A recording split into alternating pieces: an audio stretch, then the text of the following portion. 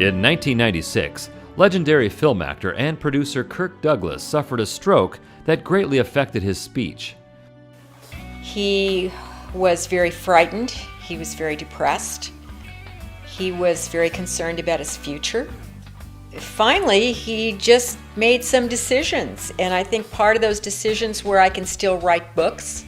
He's written 2 books since his stroke, My Stroke of Luck and Let's Face It, both of which talk about, number one, speech therapy and the importance it has had in his recovery, and secondly, talks about how he has gone forward after his stroke and the things that he has done. He inspires people tremendously that way.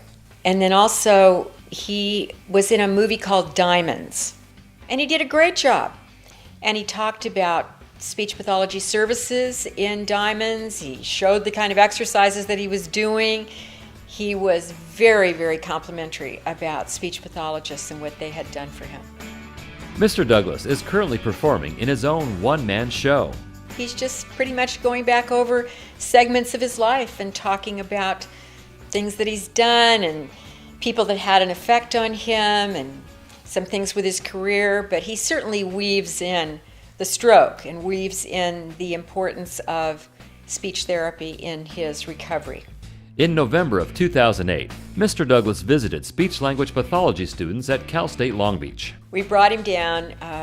We had him in the theater. I basically did an interview with him, but it was kind of a rehearsal for his one-man show that's going on right now. So we did a lot of the shtick from his one-man show.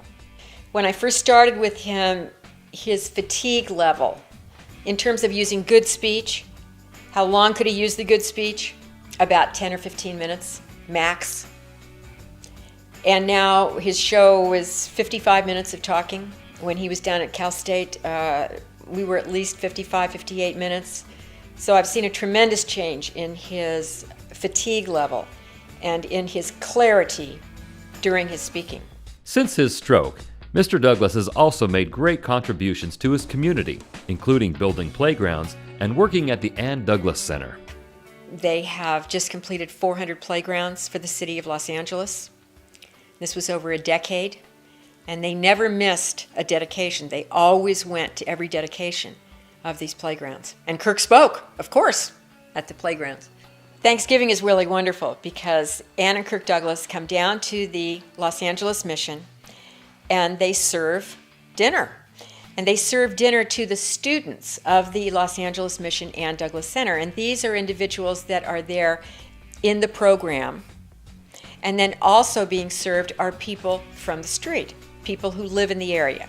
We call them our neighbors and our friends. And it's just a luscious time of giving. And the Douglases, both of them, are very much on the front line of this work. Kirk always says that when he had his stroke, he thought it was God's way of telling him to be quiet. But it didn't work. You know, we take so many things for granted in life, especially speech. We don't think about your lips, your teeth, your tongue, all the things involved in making a speech. But suddenly you have a stroke like I had over 10 years ago, and you can't speak. You just make sound, blah, blah, blah, blah. Now, what does an actor do who can't talk? Wait for silent pictures to come back? Well, humor help you, but I have found that it was a hard road. Even now, after 10 years, I still work with my speech therapist once a week. Betty McMicken has helped me very much. But I realized that I have to help other people. And I wrote a book about my stroke, and it's been gratifying, the response I have gotten. And in my book, I talk about my discovery, or to me, it was a discovery. And that's how, how to deal with depression. You can stop the waves of depression that overtake you. But I have found the secret. Depression is caused by thinking too much of yourself. Think of others. Try to help others, and you lessen your depression.